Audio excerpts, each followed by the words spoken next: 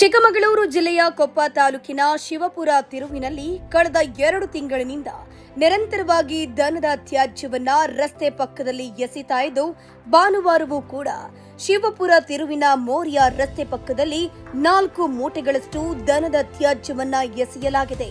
ಈ ಘಟನೆಗೆ ತೀವ್ರ ವಿರೋಧ ವ್ಯಕ್ತಪಡಿಸಿದ ಬಜರಂಗ ದಳದ ಕಾರ್ಯಕರ್ತರು ಕೊಪ್ಪದಿಂದ ತೀರ್ಥಹಳ್ಳಿಗೆ ಸಂಪರ್ಕಿಸುವ ರಾಷ್ಟ್ರೀಯ ಹೆದ್ದಾರಿಯನ್ನ ತಡೆದು ಪ್ರತಿಭಟನೆ ನಡೆಸಿದರು.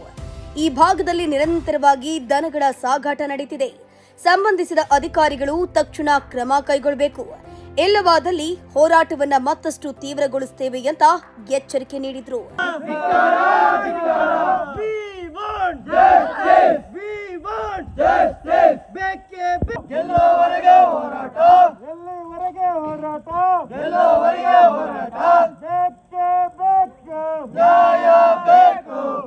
ಇನ್ನು ಸ್ಥಳಕ್ಕೆ ಪೊಲೀಸರು ಭೇಟಿ ನೀಡಿ ಪರಿಸ್ಥಿತಿಯನ್ನ ನಿಯಂತ್ರಿಸಿ ಪ್ರಕರಣ ಸಂಬಂಧ ತನಿಖೆ ನಡೆಸಿ ಸೂಕ್ತ ಕ್ರಮ ಕೈಗೊಳ್ಳುವ ಭರವಸೆಯನ್ನ ನೀಡಿದ್ದಾರೆ.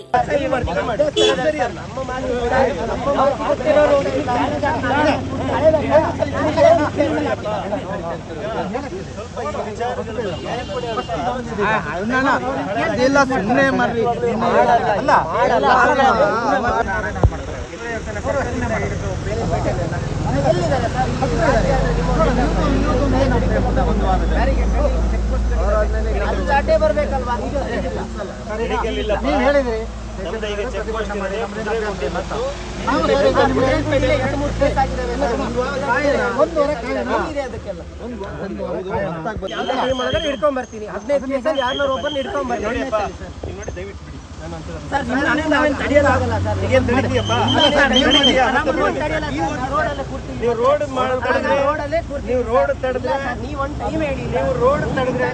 ಹೇಳುವ ಅವಶ್ಯಕತೆ ಇಲ್ಲ. ನಾನು ಆಯ್ತಾ, ನೀವು ರೋಡ್ ತಡೆದ್ರೆ ಅದಕ್ಕೆ ಮುಂದಿನ ಪರಿಣಾಮ ನೀವು ಎದುರಿಸ್ತೀರಾ. ಹೇಳ್ತಾ ಇದ್ದೀನಿ ವಿನಯ್ ಅವರೇ. ಈ ರೀತಿಯ ಇನ್ನಷ್ಟು ವಿಡಿಯೋಗಳು ನಿಮಗೆ ಸಿಗಬೇಕೇ?